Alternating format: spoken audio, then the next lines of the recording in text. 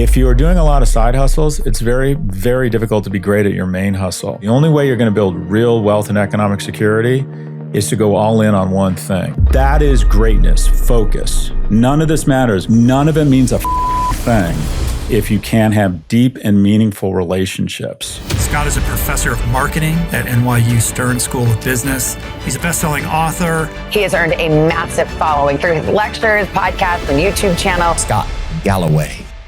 How do we rewire our relationship with money? Because most of us have a stressful relationship with money. I think we should have a class called Adulting in your senior year of high school that says, my kid can do derivatives, but I just figured out he doesn't understand the interest rate on his credit card. If you want to be good at money, put down the facade and start talking to people about their investments, how much money they make, what they do with their money, how they save money. Women are correctly and justifiably, especially young women, blowing by young men. They have more discipline. They have higher EQ. Quite frankly, they're just more mature. If you want to score above your weight class, economically or romantically, get out a big spoon and get ready to eat shit. Life isn't about what happens to you. It's about how you respond to what happens to you. What I tell young people is you can have it all. You just can't have it all at once. If you're actually getting into a committed relationship, how do we start having healthy and effective conversations about money? I think what really screws up relationships is not financial mishaps. It's the #1 health and wellness podcast. Jay Shetty. Jay Shetty. The one, the only Jay Shetty. Why are 30-year-olds today earning less than their parents at 30? And what are the challenges that will create in the future? Sure. So first off, that's the first time that's happened in our nation's history. And I think that is a fundamental breakdown in the social compact. If you were to reverse engineer to what is the incendiary poured on every social issue we face, which turns a small cut into an opportunistic infection, takes righteous movements, but turns them more angry, more polarized. I think it's that the compact is broken down. If your kids, if you play by the rules, you work hard, get some luck, the basic goal is that, our notion is that your kids will do better than you. And when your kids aren't doing better than you, it creates shame and rage all around the household. So I think this is really what, if you will, is kind of ground zero for what we need to fix in the United States. Now, why has it happened? The incumbents will say it's things like globalization or network effects or income inequality with technology, sort of. But I would argue it's been a concerted effort by the incumbents who ultimately, understandably, weaponize government and put in place, advocate for their own interests, and end up passing social and fiscal policies that essentially have transferred wealth from young people to old people. Let me give you some examples. The two biggest tax deductions are mortgage interest rate and capital gains. Who owns homes and stocks? People my age. Who makes all of their money through earned income and rents? People your age or people your staff's age. COVID, $7 trillion into the economy, 85% of it wasn't spent, and it was all debt fueled. So what did that do? Most of it ended up in the market, which sent housing prices and stock prices skyrocketing.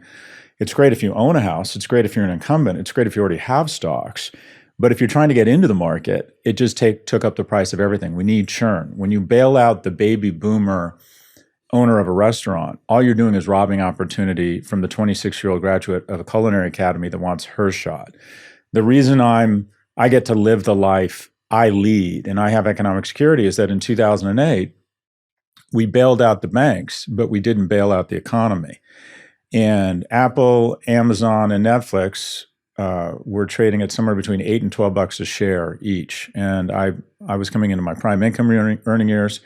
I bought those stocks, and now they're somewhere between $180 and $700 a share. Where does a young person find disruption and churn? Because the general viewpoint now is that a virus killing 1 million people would be bad, but baby boomers getting less wealthy would be tragic. So we borrow the young person's credit card, we run it up, and we flush the market with capital and liquidity and bail out the boomers. Also, we have a system that is, the demo and democratic is part of the problem in that old people keep voting themselves more money. 40% of all government spending goes to people over the age of 65. It's going to be over 50%. Right now, currently, the average 7-year-old is 72% wealthier than the average 7-year-old 40 years ago. The average person under the age of 40 is 24% less wealthy. So there's this trope that young people are entitled. I believe they're entitled to be enraged. And that is pretty much every major fiscal policy is a transfer of wealth from young income earners to either older people or owners. So earners to owners, young to old. And as a result, it's working. It's champagne and cocaine for people in my generation. Not to say they don't have problems, but young people are really struggling. Education's more expensive, and I'll wrap up here. Housing's more expensive. So the primary means of starting to form a household, the primary lubricant of upward mobility, education, have exploded in cost. So I think they're right to be really upset, and I think it creates dissent and polarization and anger across our society. Looking at life as things we can control and things we can't control, and hearing that there's valid reasons to be upset, to be angry, Sure. to feel pain. What can an individual do today in order to transform that for themselves? Well, there's things on a macro level. I mean, the first is, and it sounds stupid, but vote, right? Vote for people who are going to have some sort of fiscal responsibility. Vote for politicians who are going to do things like a child tax credit. Vote for people who are going to try and create more housing permits so there's more housing. If you're a graduate of an elite college that's grown its endowment 40-fold, Harvard, but it's only increased its freshman class 4%, realize that firm or that organization is no longer acting like a public servant. They're acting like a luxury brand. My industry is really guilty of this. When I applied to UCLA just down the street or down the hill, the admissions rate was 76%. Now the admissions rate is 9%. And people my age like that because it's taken the value of their degree up. But how many times, Jay, have you heard people say, I wouldn't get into the college I applied to if I applied to now? Mm-hmm. Well, that means your daughter's not getting in. So we need to do everything we can to try and counter this rejectionist LVMH exclusionary strategy that has benefited the incumbents. On an individual level, you still have as much or more agency in America as a young person than any young person anywhere in the world. You might argue, well, maybe someone with a good education in India with the kind of updraft of the growing economy there. But on average, you really wouldn't want to trade places with any other young person. And while things are maybe more difficult for young people than they were for my generation, especially my demographic, a white heterosexual male born in California in the 60s kind of hit the lottery, right? Free education, came of age during the internet. But I do think young people in America have it better or have more agency than almost any young person in the world. And you know what it is. It's about getting certification. It's about being kind. It's about making alliances with people.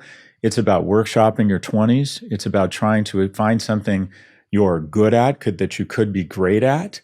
It's a lot of hard work. It's putting aside certain myths around, in my opinion, balance. I can just tell there were 10 or 20 years in your life where I'm guessing you did pretty much nothing but work. It's not easy in a competitive economy to be outstanding. And then surround yourself with people who make you feel good about yourself. Make sure that you're always mentally fit. And then make small investments when you're young, both in terms of taking 3-5% of your income when you're a young person, putting it out of your hands into low-cost index funds such that when you're my age, even if you don't go double platinum or have a hit podcast, you're still economically secure. And also make those types of little investments in relationships. Because there's a trope or a myth that very successful, very wealthy people crawled over other people, this populist Bernie Sanders, Elizabeth Warren argument. It's not. The majority of very exceptionally successful and wealthy people are generally, Jay, high character people. Because the best way to get ahead is to put yourself in a room of opportunities, even when you're not in that room physically. You want to be the guy or gal that people talk shit about positively behind your back, right? You want to be the person that thinks, oh, my firm is hiring, and I know Jay's looking for a job, and I like Jay. I'm emotionally invested in his success. I'm going to put him in a room full of opportunities. So just as we talk a lot about the power of compound interest and how $1,000 at 22 can grow to be 80,000 when you're my age, small acts of kindness, looking out for people, trying to do them a solid, staying in touch, recognizing that they, are you all right? Yeah, I'm fine. No, really, are you all right? Those types of investments. I just went to a 60th birthday of two good friends who were my roommates. We met when we were 17 and 18, freshman year at UCLA. And just like the affection, the bonding, the joy we've registered over the last 40 odd years, it's just so incredibly rewarding. And I instinctively, not strategically, but instinctively made those types of investments when I was a young person. And also just now, Scott, for everyone who's listening or watching, Scott turned up at my house and saw Amazon deliveries outside and carried them into the home, talking about high character and being thoughtful and sweet. I was very touched by that. You definitely didn't have to do that, and you went out of your way to pick them up. And so you definitely practice what you're preaching right now. Oh, thanks for saying that. No, of course. I genuinely recognized it. But I want to talk about both. I want to talk about the softer internal mindsets and habits that you're speaking about. I also want to talk about the more strategic, systematic focuses people can do. Let's start with the more tangible. I was talking to my team about this before you came, because I love getting into everyone's heads about what's everyone worried about, what's everyone struggling with, what are we thinking about. And one of the big things that came up was, I don't know how to save. Like, a lot of young people say this to me today. Like, I don't even know what saving means anymore. Yeah. They've not been trained in it. The education system let them down. Maybe their parents keep saying, save, but their consumption is high. Yeah. If someone's thinking about saving today, how do they create a framework for healthy and realistic saving? Well, the first thing, you have to have something to save. There's just no getting around it. You've got to be able to make money. And the best way to make a lot of money is by starting and making a little bit of money. I coach a lot of young men, and typically what I do on the first meeting is I tell them to unlock their phone, and I say, I'm not going to judge you. I'm on TikTok. I watch porn. I'm not easily offended here. And we're going to find 8 to 10 hours a week out of your phone. And it's ridiculously easy with young men to find 8 or 10 hours in their phone between Robinhood, Twitter, what have you. And we reinvest it. And the first thing is, we got to figure out, okay, for me, it's physical fitness right away. We're going to spend 2 to 4 hours a week getting strong. Especially, I coach mostly young men. But I think one of the keys to mental health is feeling as if when you're a young man that you could walk into any room and if shit got real, kill and eat everybody or outrun them. I think that should be your goal. I think it's instinctual. I think it'll make you feel strong. I think it'll make you feel kinder. The people who break up fights at bars are usually big, strong men. The second thing, you have to start making some money. I don't care if it's flipping on your smartphone to be a Lyft driver or a TaskRabbit, going to CVS and stocking shelves.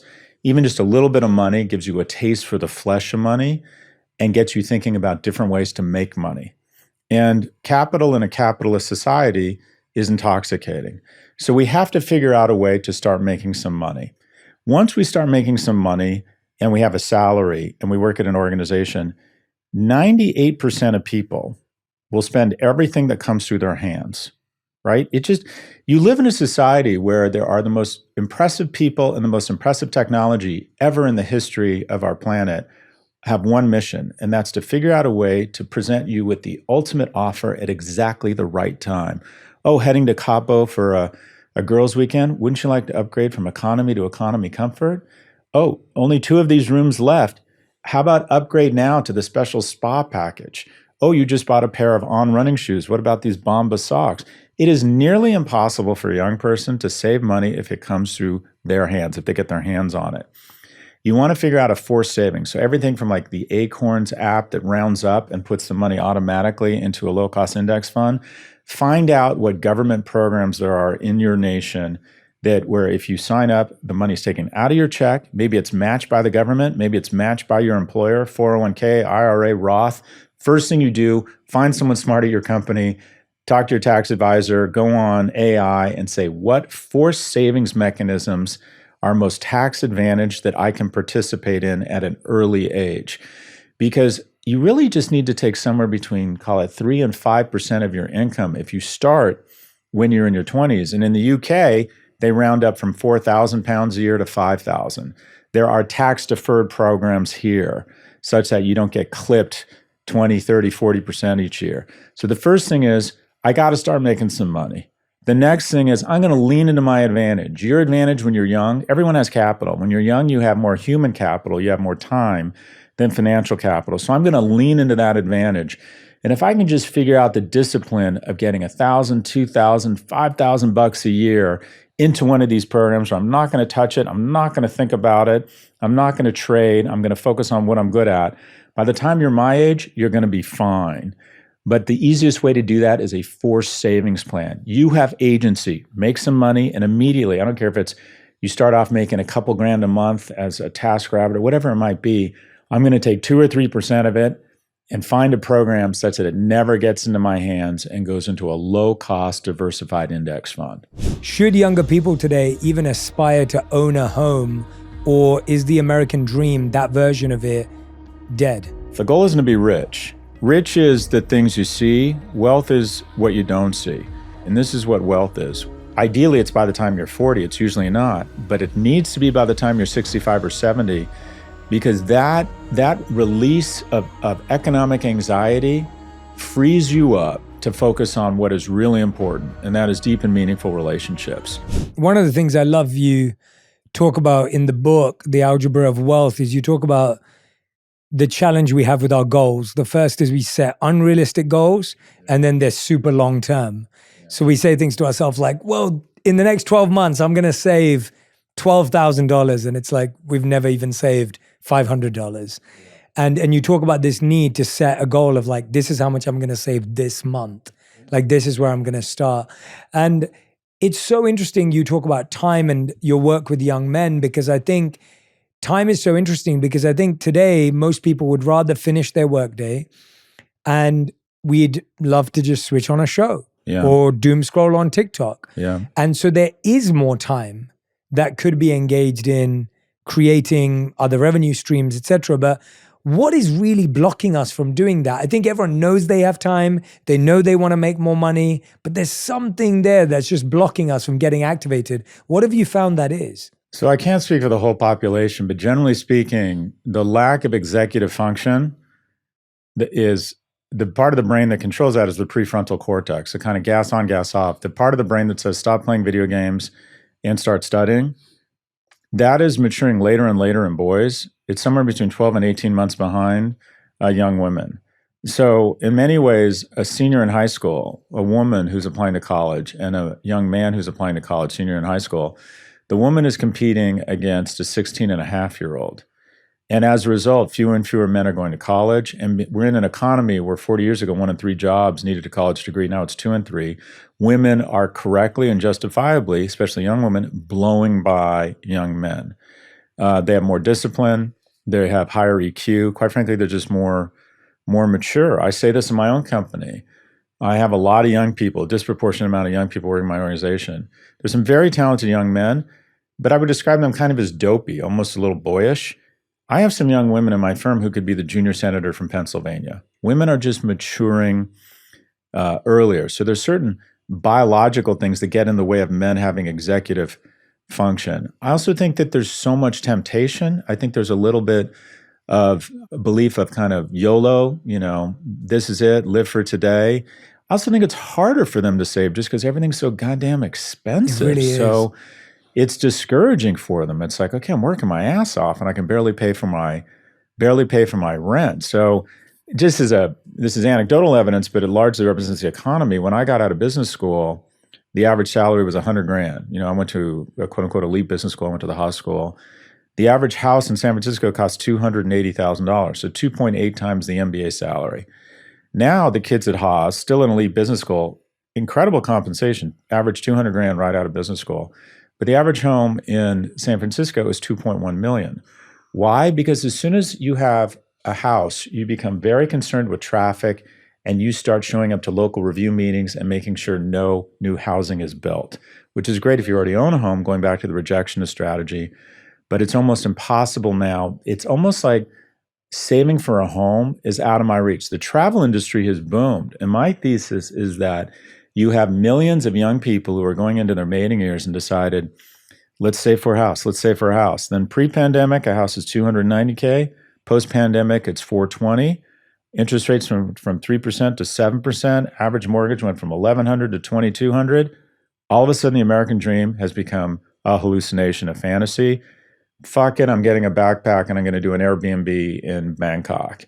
And travel stocks, hotel stocks, airline stocks have all boomed because I think young people have given up on the American dream of owning a home. But circling back to your question, it's, I think, recognizing you have agency, realizing that this is hard. It's hard work. You work in an economy.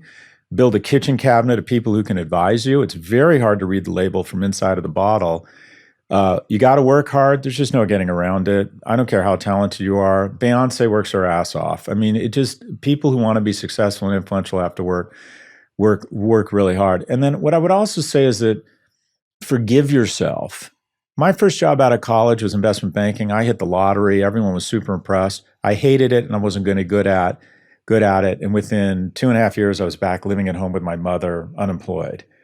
That almost kind of devastated me.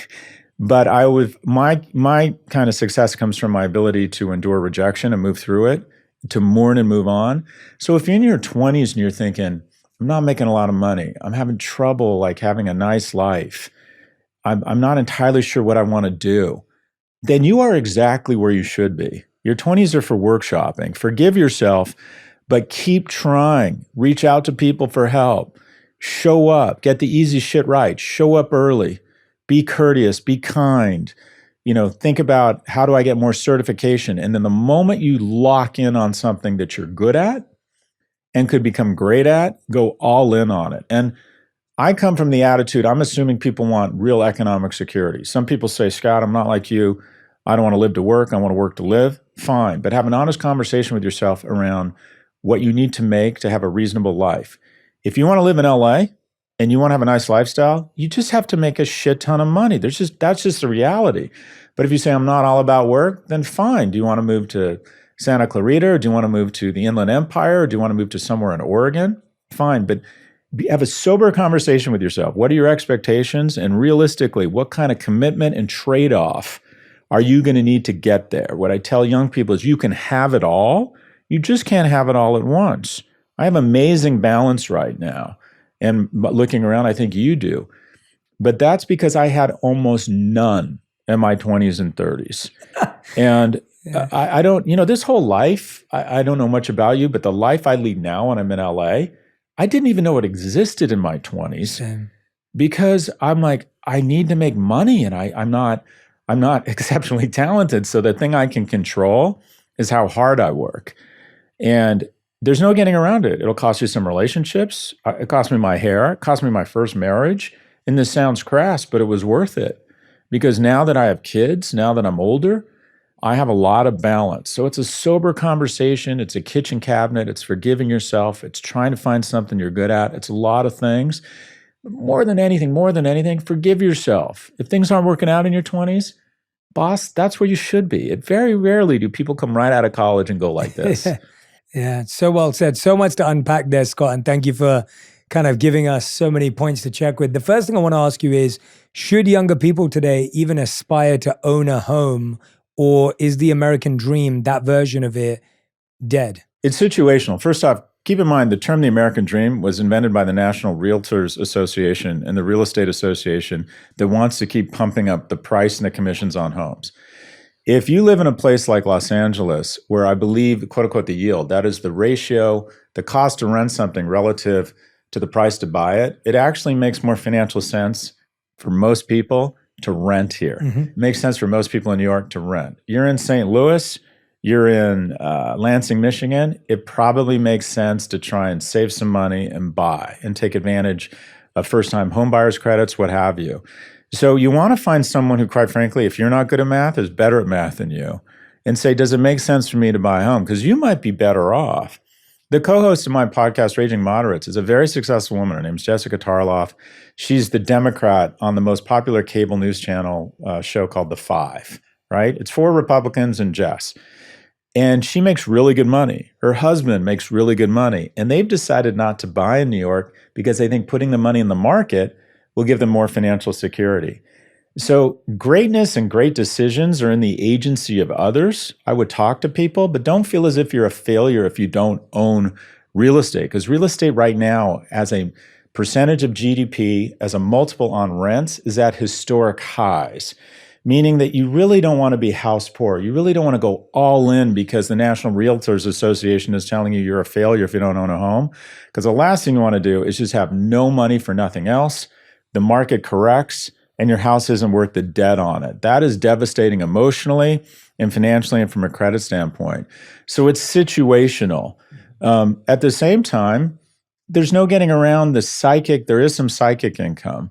I remember, before I got married, and I was thinking about, I wanted to commit to somebody. You buy a house, you get a dog. It's sort of these emotional commitments. And also there is a certain pride of ownership. I think it's situational. Where you are in life, how much money you have, the city you're in. But buying a home is meant to be an enhancement to your life. It's not a suicide pact. And it may not be right for everybody. Yeah, I think what it gave people as a symbol was something to pursue, right? We started talking about you go to college, you get a degree, you get a job, get married, you get a house, you have kids. Like it became one of those tentpole things. Right. And so now when you take it out, it's almost like what should people be pursuing, right? If you got married, you got a good job, you're working, you're with your partner, it's almost like people think they have to pursue. It's almost like the assumption that you have to have kids. It's the same assumption of, we have to buy a house. Yeah. So what should people pursue instead financially when it comes to financial security? The goal is what I'll call wealth. The goal isn't to be rich. Rich is the things you see. Wealth is what you don't see. And your pursuit should be wealth or economic security. And this is what wealth is. Wealth is having passive income that's greater than your burn. 2 examples. I have a buddy who runs M&A for a bulge bracket investment bank, makes between $3 and $10 million a year, depending upon the market. Because it's all current income, he pays 50% taxes between his ex-wife, his home in the Hamptons, and his master of the universe lifestyle that he feels he deserves. He hasn't saved a lot of money, and he spends most of it. And I know that firsthand, he has a lot of sleepless nights wondering what happens if the music stops. He is not wealthy. My father, who is 94, between his pension from the Royal Navy, Social Security, and he owns 6 washer dryer machines and trailer parks where he goes and collects the money with his walker. He makes $52,000 a year. He spends $48,000. So he is saving money despite the fact that he's not working. So his passive income is greater than his burn. He is wealthy. So you want to put yourself on a track to being wealthy. You want to say, realistically, I can control how much I spend. I've been coaching this couple living in San Jose, and they're in their late 50s. I talk a lot about young people, and they say, Scott, we're in our late 50s. What do we do? How much money do you have? What's your house worth? Da-da-da. And by the time they're 65, they're not going to have enough passive income to pay for their lifestyle. I said, well, let's lean into our strengths here. Why are you in San Jose? And they said, well, we've always lived here. I'm like, well, okay, your kids are gone. And you just mentioned that you go to Costa Rica twice a year. Why wouldn't you try and cut your burn 40% and move to Costa Rica and take that economic pressure away and sell your house here? I think your kids would love to come visit you in Costa Rica.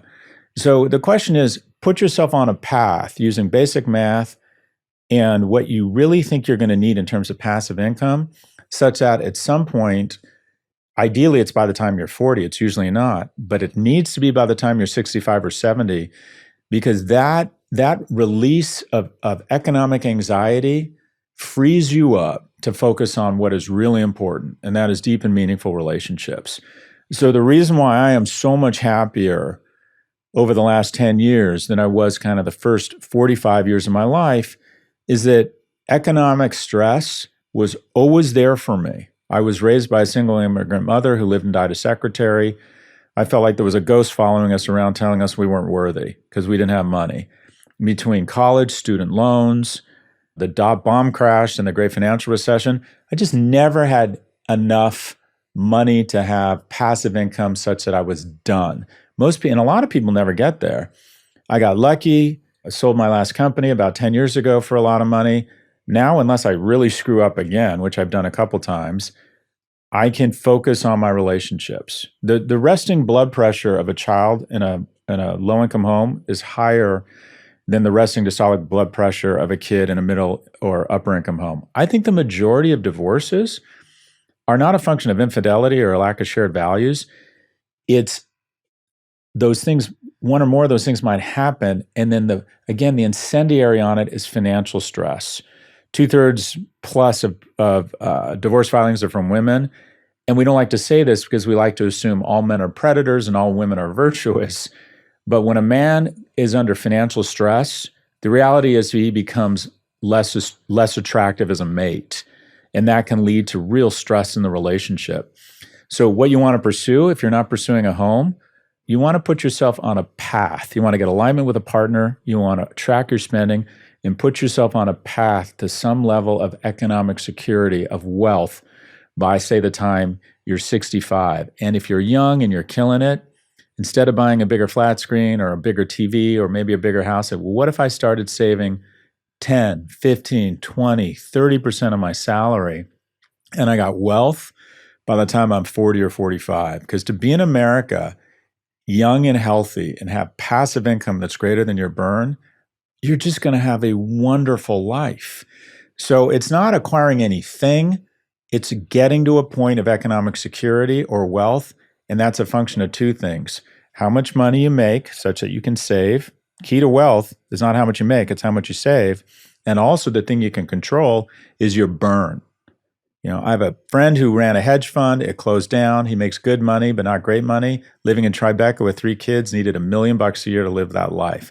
Moved to Portugal, lives an amazing life with a beautiful home, great food, childcare, great education on $400,000 a year. I mean, these are problems of privilege, but that has taken the world of stress off his shoulders. He now needs to make a very good living, not an outrageous living. But surround yourself with smart people who can help you make these decisions. But wealth is passive income that's greater than your burn. First off, recognize the majority of people telling you to follow your passion are already rich, and they made their billions in iron ore smelting. This is your job. Your job is to find your talent. I have had a lot of women tell me they're not interested in dating me.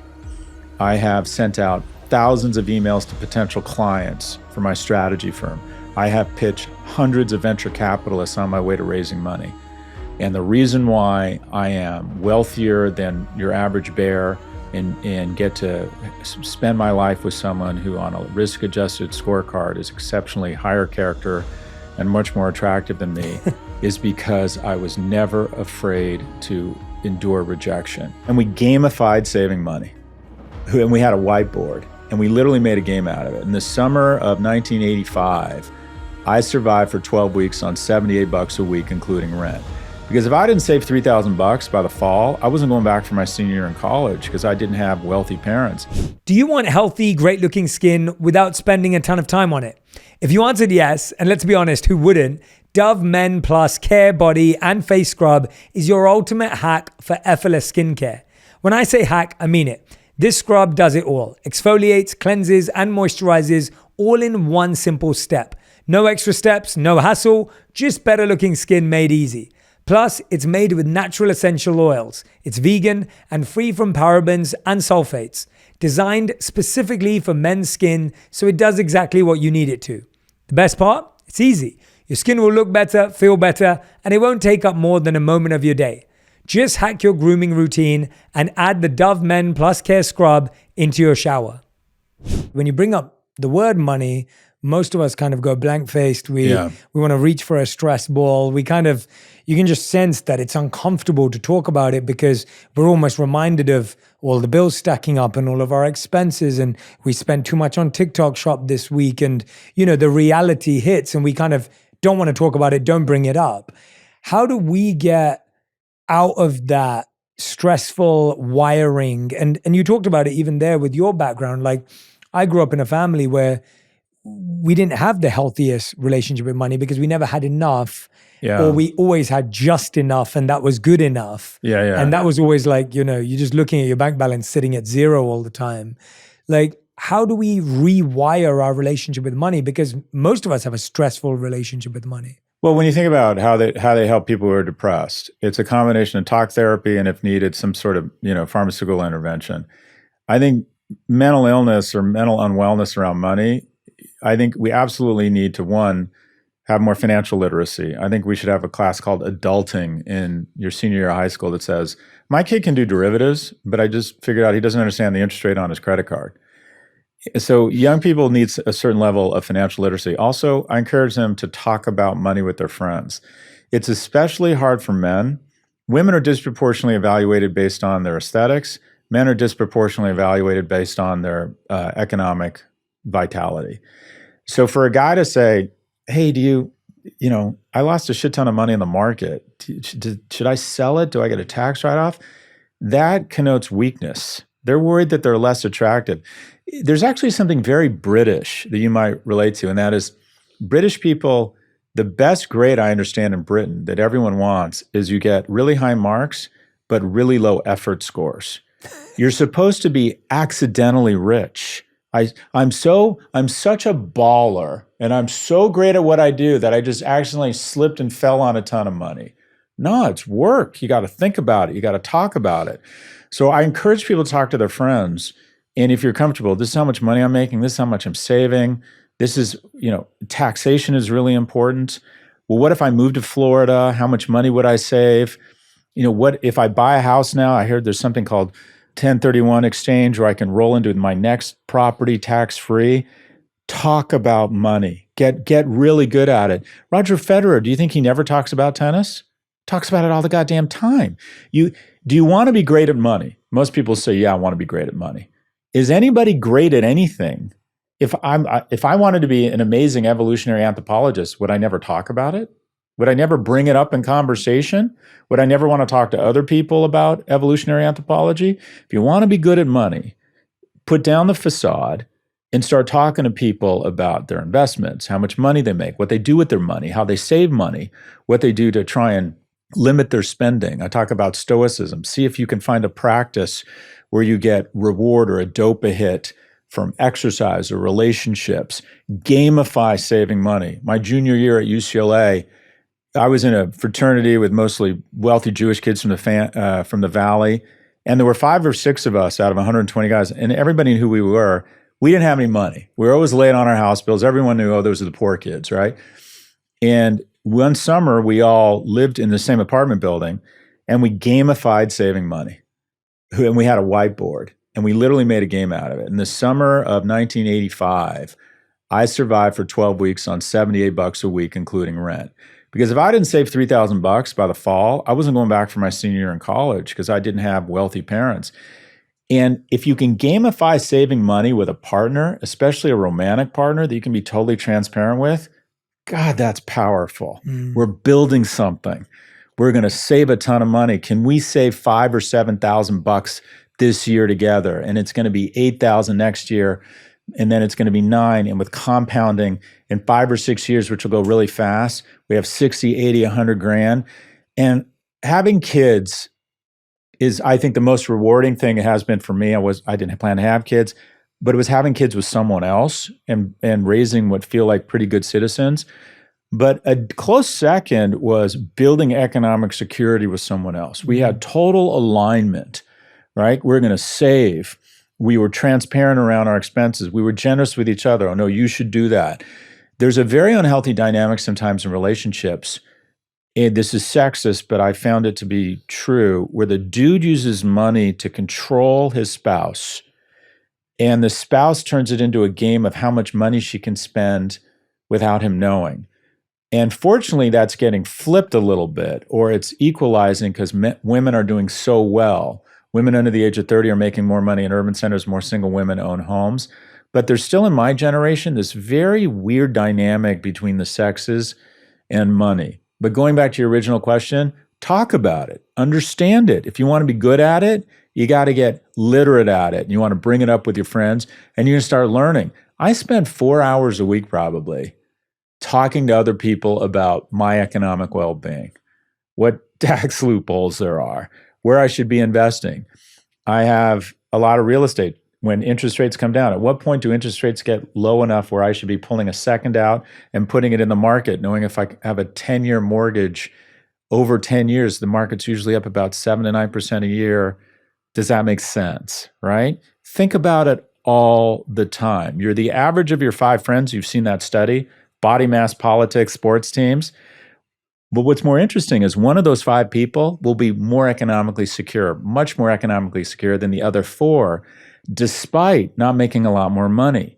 You want to know those behaviors and those characteristics, and you want to model that person. But this is something we all need to be more open about. It doesn't make you less of a man. You're not supposed to have a lot of money when you're young. Everybody screws up. I've been broke twice. In my 40s, I was broke. And that was really, I was too ashamed to admit that to anybody else. It was like, well, you're supposed to be smart and great at what you do, right? So I think being a little bit more vulnerable, being open about it, and getting tips and, kind of rules of the road from other people. Talk about it. Yeah, one of the studies I looked at, and you just brought it up here, was that in 2024, 38% of couples reported financial problems as the cause for divorce. Yeah. And it's what you talked about there of being able to talk to your partner about money.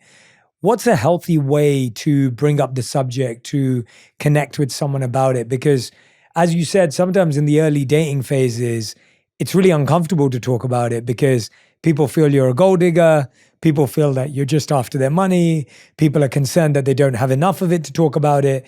But if you're actually getting into a committed relationship, how do we start having healthy and effective conversations about money? I would say transparency and a budget. We kind of all have that one that sort of got away. I was deeply in love with this woman who was in her residency to be a surgeon, and I was very serious about her. And so I said, look, this is what I have.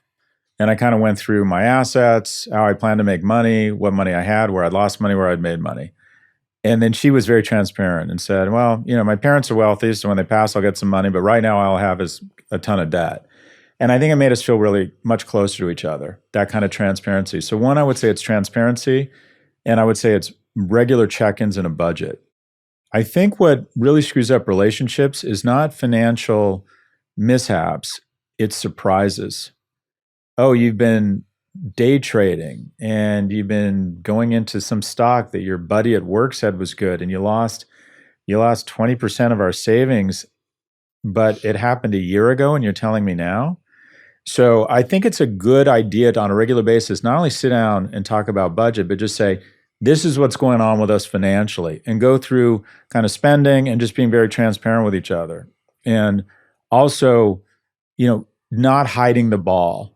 Right? I think that sometimes people don't want to talk about a financial hit they've taken. Like I said, I think the thing that screws up marriages is not only financial stress, but it's surprises about financial stress. Jesus, you've been spending this much money on this, and you were trying to hide it from me? We lost 30% of our savings in this one stock, and you didn't I check in with my partner and I say, this is where we are. This is what I'm thinking. I don't make a big investment without running it by her first. She always says yes, but I want her to know, because that way, if it doesn't go well, it's our problem. It's our fault. So transparency, talking about it, and a budget that you review together. Yeah. And that's great advice. And I think that transparency point is so huge, because you're so right. Surprises in any way in relationships are the biggest trust breaker. 100%. And you're so right that it's not even that person had an issue with what you were doing. It's why you didn't tell them. Yeah. That's what really breaks it down. You talk a lot about investing and focusing on your talents, not your passions. Yeah. And I think for a long time we've kept hearing this language around find your passion, follow your passion, chase your passion. And yours is, well, no, talent. Yeah. First of all, let's talk about why talent's over passions. And second of all, a lot of what I hear is, Jay, I don't even know what my passions are and I don't know what my talents are. Yeah. Where do I go? So first thing, why talent's over passions? And second, what do I do if I don't know what my talents are? Yeah, we get two types of speakers at NYU, really accomplished, impressive people, and billionaires. We've just decided once you have 3 commas around your net worth, you have insight into life. And they always end their speech, or most of the time end their speech, with the following advice, which I think is just terrible advice for young people. Follow your passion. First off, recognize the majority of people telling you to follow your passion are already rich, and they made their billions in iron ore smelting. This is your job. Your job is to find your talent such that you could be in the top 10% within 10 years, and then maybe in the top 1% in 15 or 20 years. And this is the hard part, or the important part. In an industry that has a 90+% employment rate, which, by the way, is 90+% of industries. Young people's passions are often conflated with their hobbies. I would have liked to have been quarterback for the Jets. I have a pretty decent arm, a good field of vision. I'm 6'3", 190. I thought I was out of central casting to be the quarterback for the Jets. Once I got to UCLA, I was fortunate to know this is what real athletes look like, and you're not one of them. So the majority of people don't end up in what the quote unquote their passion is, because what they realize is that's a hobby. art, DJ, modeling, athletics, nightlife, designing a jewelry line. The passion industries attract so much human capital that it drives down the return on your human capital. There are 180,000 actors and actresses in SAG-AFTRA. These are the most talented creatives in the world. And it's not easy to get a union card. Last year, 83% of them didn't qualify for health insurance because they didn't make $23,000. So recognize that if you're able to find something you're really good at, and it's in an industry with a 90+ employment rate, this is what's going to happen. Passion comes from mastery and the economic accoutrements of mastery of an industry. Now, no one grows up thinking, I'm passionate about tax law.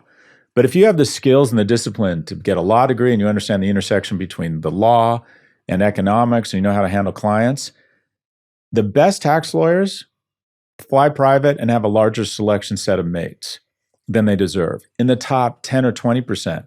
To have those sorts of accoutrements in a vanity industry, you have to be in the 0.1%. So I don't want to crush anyone's dreams. If you want to be a DJ or you want to be an athlete, fine. But ring fence it and say, unless I get flashing green lights, then I'm definitely in the top 1%. And you'll know if you're the next Messi. People are going to tell you. You'll know if all of a sudden you start getting invited to Vegas to DJ and people are willing to pay you to DJ, you'll know. You'll know pretty fast. But if you don't get those green lights saying you're going to be in the 1% really fast, maybe workshop something else that's not in the romance industry and try and become good/great at it. The guy who's installing my soapstone counter is the kind of the marble guy or the granite guy in Marylebone. This is an Iraqi immigrant. We got to know each other. He told me about what he does, knows everything about marble, knows everything about it, goes to the quarries, can talk about the veining and everything. Immigrated from Iraq about 18 years ago, started working for a guy, got super into it. He makes 2.3 million pounds a year top line. He himself makes 800,000 pounds a year as the soapstone marble guy. And he's become passionate about it. The relevance, the accoutrements, the economic security. And this is what you become passionate about, Jay. You become passionate about taking care of your kids. You become passionate about helping your parents out. You become passionate about taking really nice vacations with your partner. Anything that provides you with that stuff, you're going to become passionate about. So what I would suggest is passion comes from mastery, artisanship, ninja-like command of something, and also something that provides you with the economic security that in a capitalist society affords you an amazing life.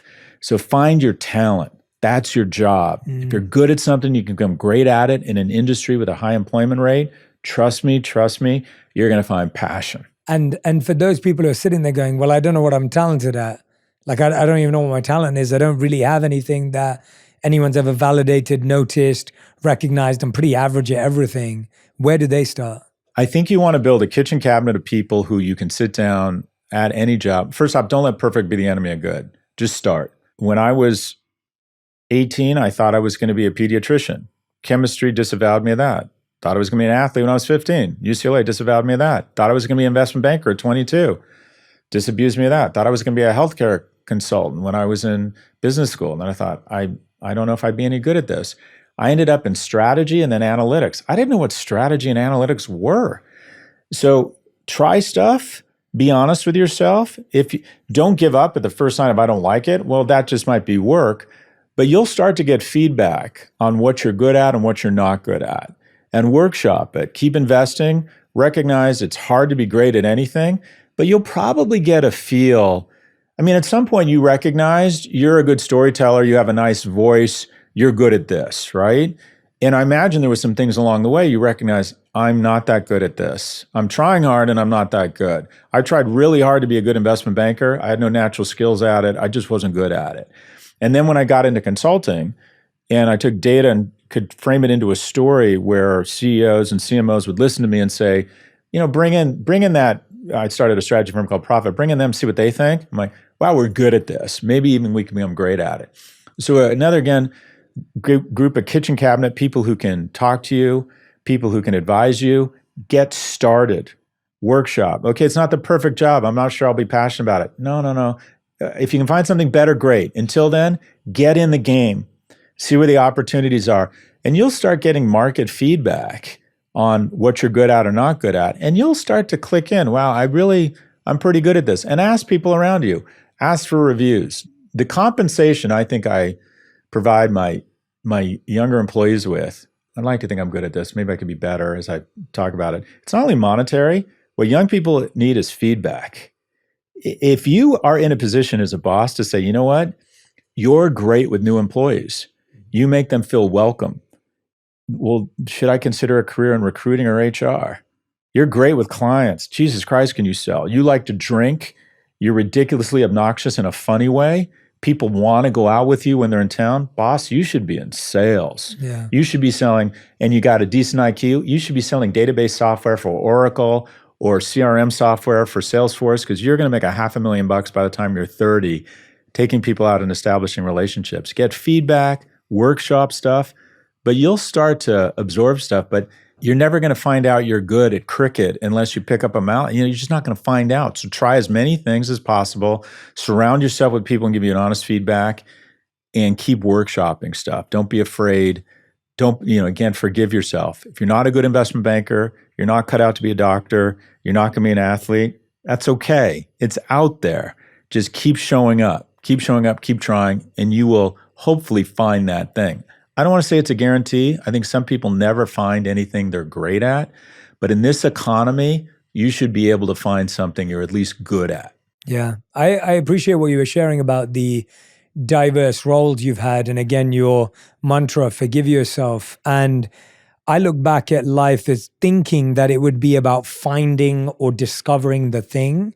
And I realized it was so much more about collecting and connecting. I think that's right. Right? It was like collecting ideas, collecting skills. And then at one point, they all seemed to connect, even though, in the famous words of Steve Jobs, you can't connect the dots looking forward, you only can looking backwards. And so now when I look back at my life, I'm like, oh yeah, I remember doing work experience when I was like 15 years old, and I was told to cold call 300 companies, and I had no idea what a cold call was or what we were selling, but I was trained to do it. And it gave me an amazing experience to deal with rejection. And out of the 300 companies I called, I think 297 said no. Yeah. But the 3 that said yes just gave me this exhilarating feeling. Yeah. And then I worked at Morrison's stacking shelves and doing, extra database management work in the warehouse. And I remember what overtime felt like. And I knew I got paid 1.5 times as much when I worked at Extra. And I was like, oh, okay, that's what overtime feels like. Yeah. And then I remember working in retail, and I knew if I could sell a card to the customer to collect points, then I would get 10 pounds extra on every card. And it was just fascinating to me that all of those experiences, and then I worked as a consultant at Accenture too. Yeah. And again, I don't think I was that great a consultant by their definition, even though I did very well inside the organization. I picked up so many skills when it came to negotiation, presentation, deck building, understanding the needs, interests, and concerns of our clients and what they were trying to achieve. And none of that was my purpose. Yeah. And none of that was my field of excellence. I was 100%. not great at any of those things. But all of those skills have become so valuable today. I love the way you say that, because when I look back on investment banking, it wasn't a failed experiment because it had taught me attention to detail. It taught me to get up early and put on a tie. It taught me sort of how to read a room. It taught me how to write a proposal. It taught me a little bit about the credit markets because I was in fixed income. What you said about being in the services industry or working jobs at Morrison's, that is really important because it gives you a sense for one, no one owes you a living. Showing up, working hard, getting along with people, developing a sense of grit. The job you were talking about, the sales job, I think everyone should be in a job where they deal with the public because they realize that a lot of people aren't nice and you have to navigate that, or they're just not having a bad day, or they're just not having a good day. But also and this is the key to my success, is my ability to endure rejection. If you want to score above your weight class economically or romantically, get out a big spoon and get ready to eat shit. Because I applied to 9 business schools, I got into 2. In high school, I ran for sophomore, junior, and senior class president. I lost all 3 times. And based on my track record, I decided to run for student body president, where I went on to, wait for it, lose. I have had a lot of women tell me they're not interested in dating me. I have sent out thousands of emails to potential clients for my strategy firm. I have pitched hundreds of venture capitalists on my way to raising money. And the reason why I am wealthier than your average bear and get to spend my life with someone who on a risk-adjusted scorecard is exceptionally higher character and much more attractive than me is because I was never afraid to endure rejection. I always had the ability to endure rejection, mourn, and move on. So if you aren't willing to endure rejection, if you aren't willing to take those types of risks, my current partner, I met at the Raleigh Hotel in South Beach. She was there with a friend and another guy, and I promised myself I was going to speak to her. I was very drawn to her before I left. Went out to get my car at the valet, got angry at myself, went back, walked right up to them and said, "Hi, I'm Scott. Where are you guys from?" And now, our oldest son's middle name is Raleigh.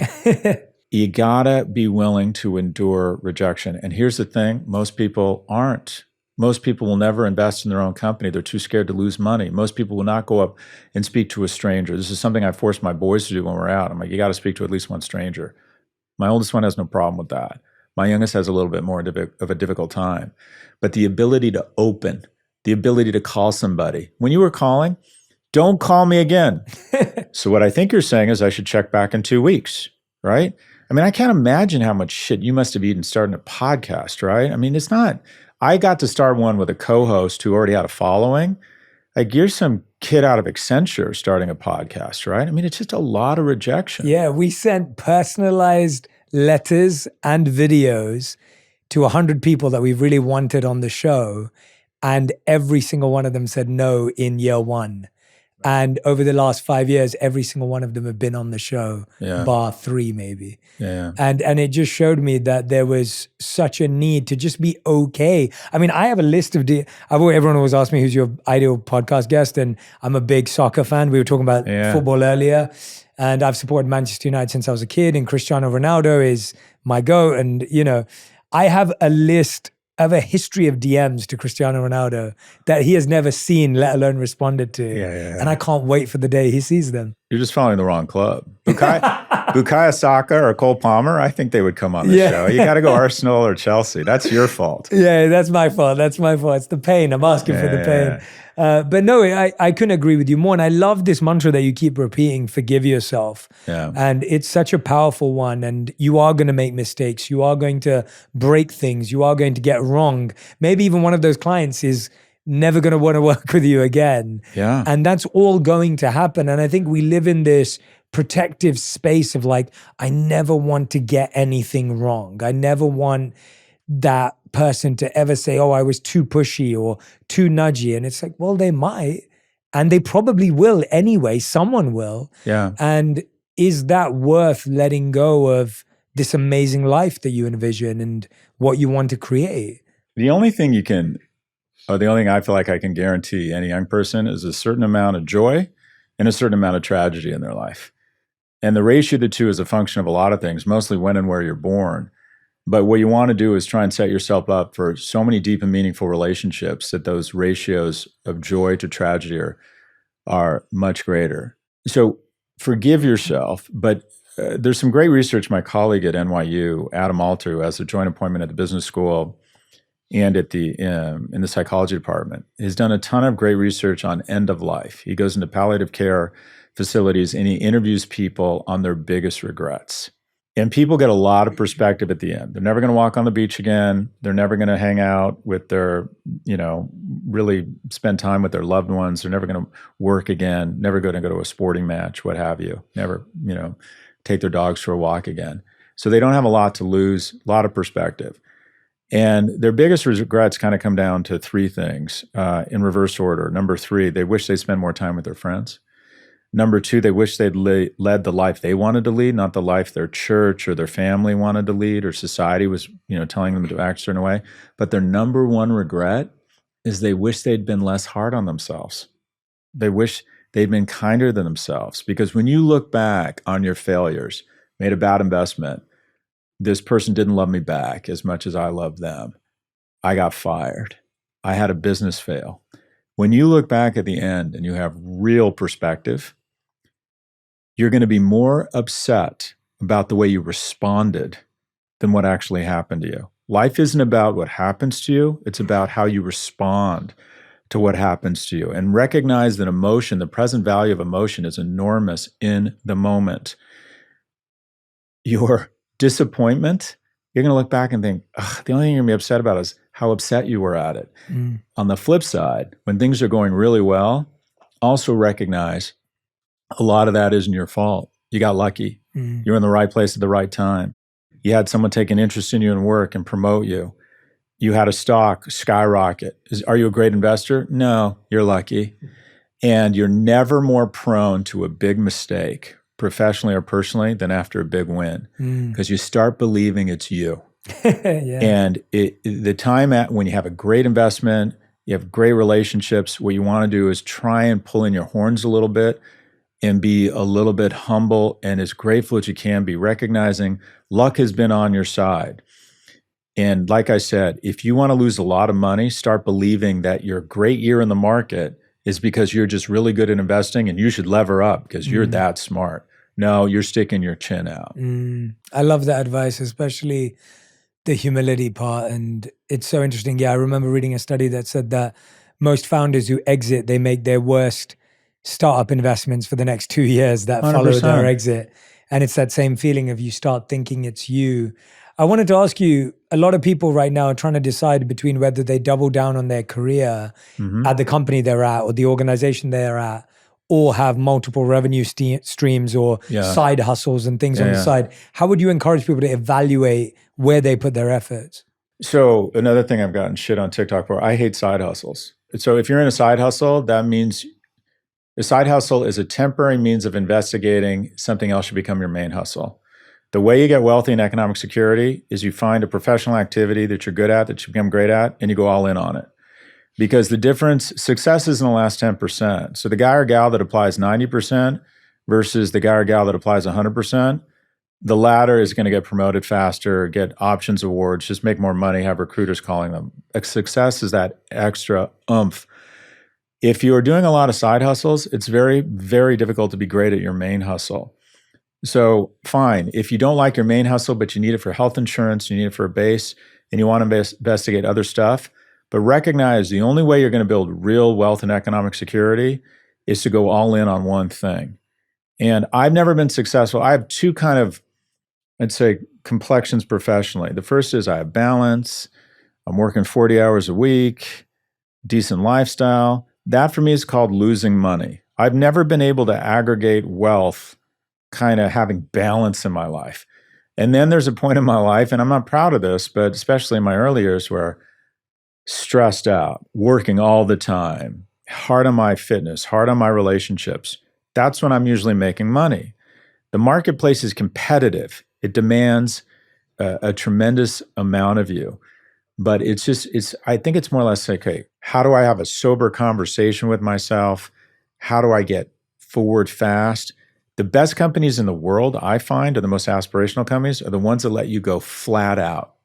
That say to you, Accenture says to you the following, go flat out here. Go okay, have a hobby, have a relationship, fine, but go flat out here, and we're going to give you your parents' life at the age of 30 or 35. Those are generally the best companies in the world.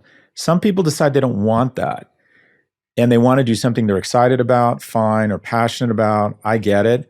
But if you're that guy or gal with 3 or 4 different side hustles, you aren't going to be wealthy. That's a temporary means of finding your main hustle. That means your main hustle isn't working. But 110% on anyone, Bill Gates didn't have a side hustle. Maya Angelou didn't have a side hustle. Maybe Maya Angelou needed a side job to pay for, but at some point she went all in on poetry and writing and oration. That is greatness, focus. Yeah, I think that's such a great reminder. And I remember looking at something a few years back, which was saying if someone was going to invest, let's say me and you were going to invest 100 hours into someone's development, how would they split it between what they're good at, what they're average at, and what they're bad at? Yeah. And the majority of people will say 30, 30, 30, right? Like 33, 33, 33. And some people will say, oh, well, maybe I'll put 20 into what I'm good at, 20 into what I'm bad at, and then the rest into what I'm average at, 60 in the middle. And going back to your point, the most successful people in the world will say 100-0-0 or 80-10-10 because they know that if they invest that much energy in something they're bad at, they'll only ever be average at it. And if they invest in something they're average at, they'll only ever be okay at it. But if you invest in what you're good at, you will become great. And I think we've not lost. I don't think we've ever had that focus because you graduate at 21, from a regular degree, and then you never think you have to learn again. I think there is a sense of we don't realize what good to great looks like because you never ever have to grow again according to the way the education system's set up, in the belief system at least. What have you noticed about people who in an organization, in a company, go, all right, I'm going to be great here. What do they do differently? What do they build mindset-wise and also physically? So we had at L2, which is the business intelligence firm I sold 2017, we tracked everyone in a lot of data, and we found... So, and this isn't the hallmark version of HR, but I found, generally speaking, you have 5 or 10 employees that add 120% of the value, and everyone else is negative 20. Now, that's not to say they're not important, but they require a lot of management, a lot of attention. They're good, not great. You can't just scale with great players because great people know they're great and they demand a lot of equity and compensation. But when we identified that that kind of dozen superstars, we said, what do these people have in common? And the 3 things we found in common were, one, they had gone to elite universities. And I hate saying that, but they had generally gone to really fantastic schools. 2, they had athletics in their background, competitive athletics. And 3, and I didn't write this down anywhere, they were almost always women. So a female from Yale who was a gymnast there or a diver, that was an automatic hire. I'm not saying we didn't hire someone unless you had sport, but we generally looked for people who had 2 of the 3. We also hired men, but those were the 3 things we found. People who had had some sort of competitive sport in their background or had come from enough adversity that they had to show a certain amount of grit and willingness to break through hard things. People who had pushed themselves really hard. I rode crew in college, and crew is basically who is willing to endure more pain. And when I had my first job at Morgan Stanley, I realized I wasn't as skilled. I did poorly academically, and I wasn't as skilled as my peers. So I thought, okay, what can I control? Every Tuesday morning, I'd come into work at 9 a.m. and I wouldn't leave till Wednesday night at 5 or 6 p.m. I was 23. I was super fit, super strong. I didn't have a relationship. I didn't have dogs. I'm like, yeah, I can work 36 hours straight, and I could control that. And now, is that healthy? Do you want to be doing that when you're 33 or 43 when you have kids? No. But I could do that when I was young. That grit, that perseverance. So I look for people who have overcome obstacles, and also you want them to act like owners. And you'll get a sense for that. And that's why kind of the Silicon Valley mentality has worked in the sense that they give everyone equity. But people, and you notice it, people who see a wrapper on the ground and they pick it up. People who are thinking about clients, people who are trying to sell stuff, people who are at a social event and know someone who's good and recruit that person and then come up and say, Jay, this guy's the best video editor in the world. And he's just world class. He's a great athlete. I don't care what we put him to work on. She's just going to be amazing. People who act like owners. And then when you identify those people, your job as a manager is to sit them down and say, okay, this is my path for you. I've started a business intelligence firm. I'm very capitalist about it. I used to sit these 12 people down and say the following. I've started this business intelligence firm. I'm going to build it to 20 million in revenues. These firms go for between 6 and 10 times revenues. That's somewhere between 120 and 200 million. I'm giving you 1% of the company. You're going to be here 4 years. You're going to work your ass off. If we have this liquidity event, you're going to make between $500,000 and $2 million a year in equity. Don't go anywhere. If I do well, you're going to do well. And I would literally try and paint that accurate a picture. I wanted to make sure that the 12 best people or the kind of the top were sort of nailed to the floor. They just couldn't leave. They're like, oh, this is like, I can't, the opportunity here is just too good. But a bit of a word salad. They demonstrate grit. They act like owners. And also, generally speaking, want to help other people. Good culture carriers. There are some people that are so good and they're competitive. I've had a little bit companies that are sort of the island of misfit toys, people who are unusual or quite frankly, sometimes have some mental health issues. I'm like, yeah, if they had it all, they'd be at Google. we're going to figure it out for them because they're that talented. But act like owners, good to other people, and have demonstrated something in their background that shows grit. Yeah. Yeah, I love those. It took me a while as I was developing my team, and I really feel like the people I have right now embody a lot of those characteristics that you're mentioning. And I had to grow as a leader in order to attract those individuals. Yeah, me too. And it wasn't something that it was like, oh, you're just not finding the right people. There was work I had to do 100%. in who I had to become, not just character-wise, but quality and ability-wise, in order to attract that, and also being able to nurture that effectively as well. And so I think, as much as so much of what we've been sharing today is about the person who's trying to work their way up, so much of this is for leaders as well. Yeah, I think in order to how to adapt and be different. I wanted to, Scott, focus on what you were mentioning a couple of moments ago about the palliative care and people coming to the end of their life. And a lot of people do feel at the end of their life, I wish I didn't work that hard. Yeah. I shouldn't have put too much energy into work. And almost sometimes I feel like that's a really easy thing to say at that time, because it almost doesn't matter anymore. Whereas when you're living, it kind of does matter. It comes back to what you said earlier. I remember saying to myself, and it goes back to, what was that language you used about having a sobering conversation with yourself? Sober conversation. Conversation with yourself. I remember many sober conversations with myself. Yeah. And one of them was like, I can either feel like I'll have the myth of balance for the next 10 years, or I can work my absolute socks off for the next 3 years. Yeah. And then be able to make more sense of everything. Yeah. And I chose the latter one. And that 3 years probably looked like more like 6 years or whatever it was. Yeah. But that sober conversation was so powerful for me, because I had to give up that myth of this perfect balance. And you've kind of alluded to that in a lot of this conversation today. Someone could be listening to both of us and just be like, yeah, well, I don't want to be that successful. I don't want to be that competitive. I don't want it to be that way. I just want to have a good life. I want to have a simple life. How does that work with your philosophy and thoughts? Look, this is my way. It's not the right way. Well, the advice I'm giving is there's some proximity bias. I teach at an elite business school. And when I survey these kids and I ask them what they expect to be making in 5 to 10 years, they all expect to be in the top, 80% of them expect to be in the top 1% of income earning households by the time they're 35. I'm like, okay, unless you're a genius and crazy talented, you're just going to have to work your ass off. And when they use words like balance, I'm like, come on. Now, having said that, some people don't want to live to work. They want to work to live. That's fine. God love you. Some people say, and I get these people on my podcast, Scott, or they call in, I just want to be a good citizen, work a decent amount, have a good relationship with my spouse and coach Little League and have a nice life and be an active member of my church. I'm like, great, you can do that in America. That's not going to work in LA or New York, you got to move to a lower cost neighborhood. And there's nothing wrong with that. There's a lot of really happy people. The average household income now is 68 or 70 grand. And I bet a lot of those households are very happy. They find strength and reward other places. That's absolutely, there's nothing wrong with that.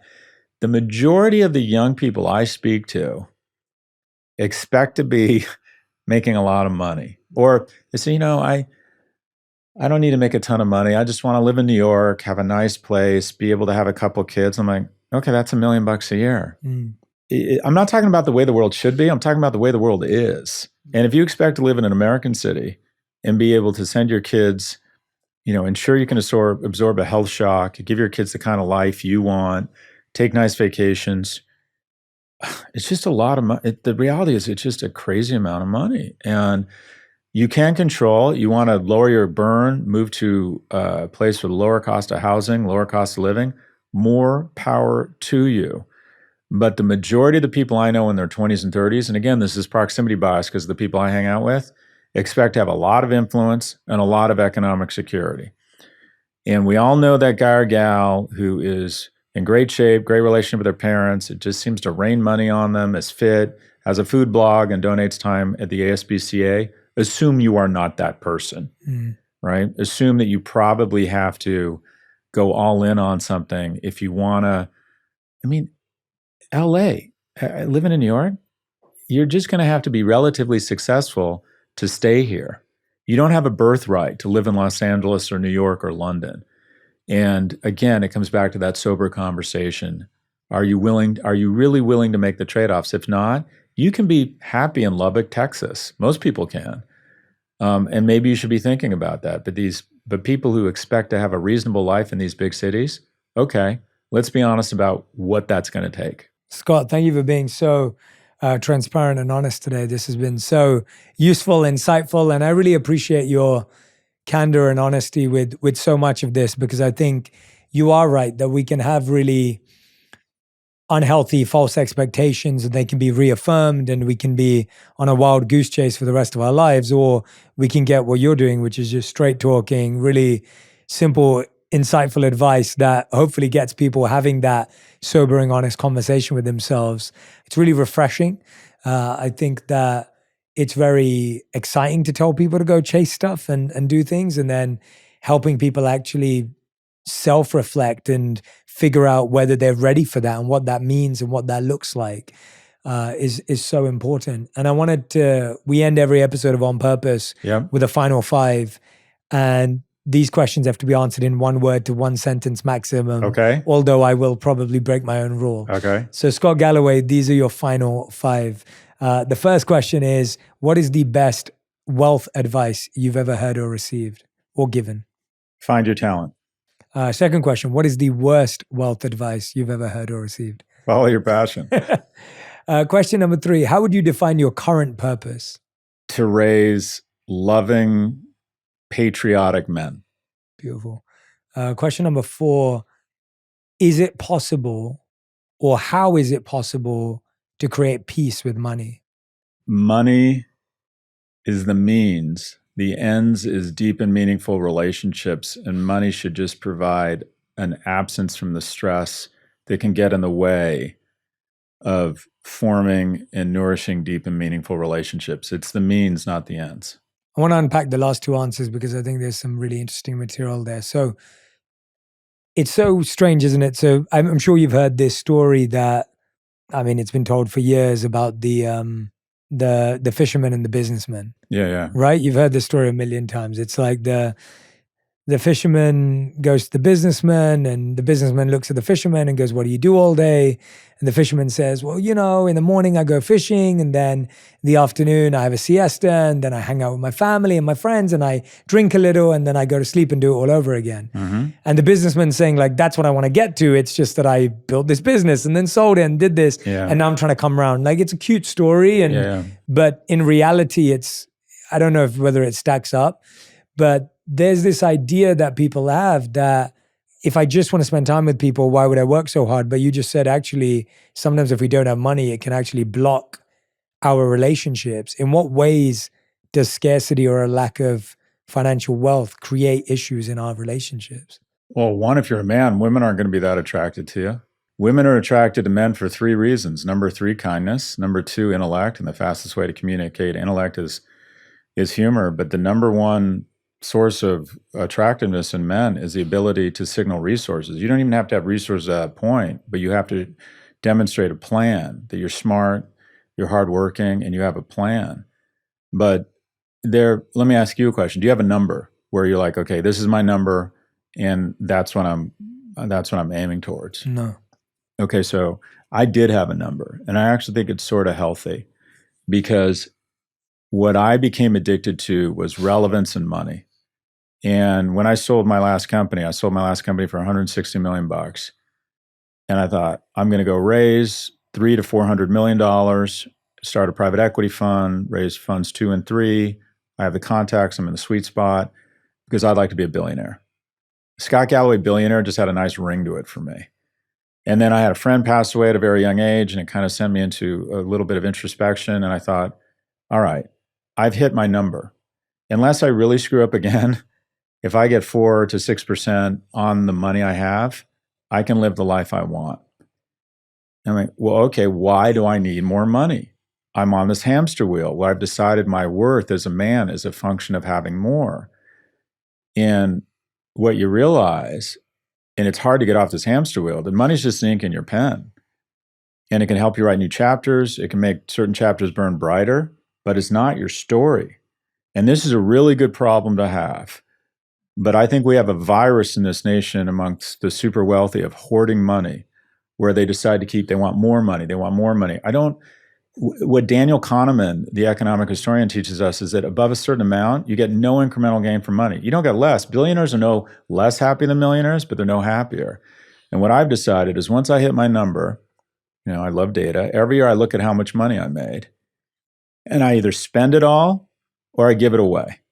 And I want to be clear, I'm not a virtuous person. I love hanging out at the Beverly Hills Hotel. I love taking my friends to Aspen. I spend money like I'm a gangster in the 50s just diagnosed with ass cancer. I love spending money. And if that sounds obnoxious, it is. And then anything above that, I give it away. And I don't do it to be a good person. I do it because it makes me feel masculine. It makes me feel patriotic. It makes me feel important. And I just enjoy it. I didn't give away $1 until I was 40. And now I'm trying to catch up, and I really enjoy it. It's almost like consumption for me. But having a number is really powerful because you can say what's required to get to that number. And then just as importantly, once you get to that number, get off the hamster wheel, because this is the fear. And this is what I was headed towards. I'm an atheist. I think at some point I'm going to look into my kids' eyes and know that our relationship is coming to an end. But it's empowering for me. It makes me think about what I want at the end. And what I was barreling towards was the following: having a lot of money, having a decent amount of influence, but never having really been in the moment or have the depth and meaning that I could have had amongst my partner, my sons, and my friends. And that all of a sudden I thought, when my friend passed, I thought at the end, you could just tell his relationships were everything. And the money meant fucking nothing. It was all about the relationship. I thought, okay, the money has to be a means to the ends, and that is deep, meaningful relationships. But be careful. It can turn into a suicide pact. It can turn on you, and you become so focused on the affirmation of strangers, which I'm addicted to, become addicted to money, that you spend way too much time thinking about additional money, success, relevance, and it comes at the cost of your relationships. I know so many incredibly impressive, successful people who don't get along with their kids, have a shitty relationship with their partner. It's like, well, what's the point of all this? So I think it's healthy to have a number and then to be very disciplined. Once I have that number, I'm going to enjoy the money or I'm going to give it away. You don't need to be a billionaire. You're not going to be any happier. Beautiful answer. Before we go to the fifth and final question, I want to unpack the answer from before about you mentoring young men. Mm-hmm. I feel like a lot of young men that I speak to, listen to, read comments from, hear from, you see a lot of pressure. Yeah. A lot of men these days feel a lot of pressure and a lot of stress, and some of them feel left behind, forgotten, confused as to their place in society based on so many other things. At the same time, you're coming at from the angle that they need to take responsibility. There needs to be discipline. There needs to be accountability. What would you say to any young men who are listening right now, watching right now, who feel a lot of pressure, who feel a lot of stress? How would you address that? Well, first off, just the reality of the situation. Globally, no group has ascended faster than women in the last 30 years. More women are seeking tertiary education globally now than men. And when you look at some nations that don't like women seeking a tertiary education, that really says something. 3 women graduating from college for every 2 over the next 5 years. No group has fallen further faster in America than young men. 4 times as likely to kill themselves, Jay. You're in a morgue with 5 people who have died by suicide. 4 of them are men. 3 times more likely to be addicted, 12 times more likely to be incarcerated. We don't have a homeless problem. We have a male homeless problem. We don't have an incarceration problem. We have a male incarceration. We don't have an opioid epidemic. We have a male opioid epidemic. A lot of the jobs that they relied on without a college education have been outsourced. They're maturing later. There's a general sense that there's a lack of empathy for young men. If you had any special interest group killing themselves at 4 times the rate as the control group, you'd move in with programs. But because the advantage I received and my father received, there's a lack of empathy.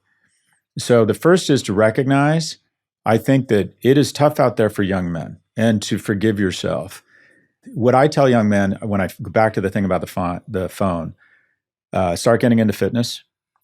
2, start making some money. And the third thing we didn't talk about, you have to get out of the house every day and be in the company of strangers building something bigger than yourself. I don't care if it's work. I don't care if it's church, a sports league, a nonprofit. You have to be in the company of strangers, because here's the risk and what's happening to young men. We have a new species developing of humans, specifically young men, who are sequestering from society. They're asocial. They're more prone to conspiracy theory. And they are essentially becoming totally isolated, almost like a new form of asexual Homo sapien. And you can see how it's happening because the most talented, well-resourced people in the world are trying to convince young men that they don't need friends. They can go on Reddit or Discord. They don't need to put on a tie or go through the rejection of interviewing. They can trade stocks or crypto on Robinhood or on Coinbase. They don't need to get in shape, show humor, endure rejection, go out, have a plan, shower for God's sakes, approach strange women, be persistent, show manners, affection, follow up, because you got you porn. So we have a group of men who've been convinced they can have a reasonable facsimile of life on a screen in an algorithm. And we're producing millions of these men. How many women have you met? Or how many times have you heard, I know all these great women who are attractive, high character, professionally shit together, and they can't find men? No, they can. They just can't find any men they want to date. 1 in 3 men under the age of 30 has a girlfriend. 2 in 3 women has a boyfriend. Why? Because women are dating older because they want someone who's more economically and emotionally viable. So I really think this is a crisis. I think there's a variety of things we need to do around education reform that rewards more what I call boyish behavior and attributes. I think we need more freshman seats at universities. I'd like to see national service. I was just in Israel at the Nova Festival Memorial. I talked to a battalion of IDF soldiers, 180 like young, beautiful, strong, thin people handling semiotic weapons, learning a skill in the company of each other, meeting mentors, meeting friends, meeting mates, some of the lowest levels of young adult depression in a nation that has existential threats all around it. And I think it's because they, for 2 to 3 years, serve in the agency of something bigger than themselves. I'd love to see national service. We need to shove more money in their pockets, minimum wage of $25 an hour, child tax credit, more housing so they can afford a house, more vocational programming for men. Where did wood, metal, and auto shop go? So there are a lot of things we can do. But what I would tell the young men is that, let's be honest, it's difficult out there right now for you. Forgive yourself. It is hard for you. You need to start making some money. You need to get strong, and you need to start getting out every day, out of the house. Home is 7 hours a day, maybe 8 for sleep. And you need to take your strong, young, incredible person out and start hunting lions, finding shit, making friends, finding mates, enduring rejection, because you are a strong young man and you can handle it. But you need to get out of the house. You need to get out of the house. Great advice. Great advice. Love that, Scott. Fifth and final question. If you could create one law that everyone in the world had to follow, what would it be? No economic policy can ever get in the way of love. You can't have family law court that ends up where 1 in 3 dads have no contact with their kids in 6 years. All right, we need to reconfigure the laws. We can't have people work 40 hours a week and be in poverty. Like, how can they like be good dads, right? Or good moms? How can they have a loving relationship with their spouse when they're in poverty working 40 hours? Anything that gets in the way of deep and meaningful relationships has to be done away with or reconfigured. This is the whole shooting match. None of this matters. Growth, AI, GDP growth. None of it means a fucking thing if you can't have deep and meaningful relationships. Anything that gets in the way of that, the parent-child relationship, stresses marriages, results in teens engaging in self-harm, we need new laws. Nothing can get in the way of that. Scott Galloway, everyone. The book is called The Algebra of Wealth, a simple formula for financial security. The podcast is called The Prof G Podcast. Subscribe if you haven't already.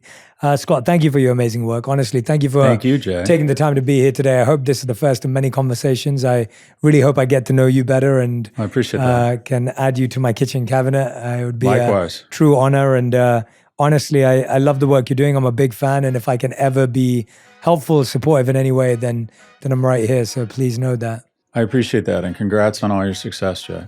Thank you so much. Thank you, Scott. Thank you so much for listening to this conversation. If you enjoyed it, you'll love my chat with Adam Grant on why discomfort is the key to growth and the strategies for unlocking your hidden potential. If you know you want to be more and achieve more this year, go check it out right now. You set a goal today, you achieve it in 6 months, and then by the time it happens, it's almost a relief. There's no sense of meaning and purpose. You sort of expected it, and you would have been disappointed if it didn't happen.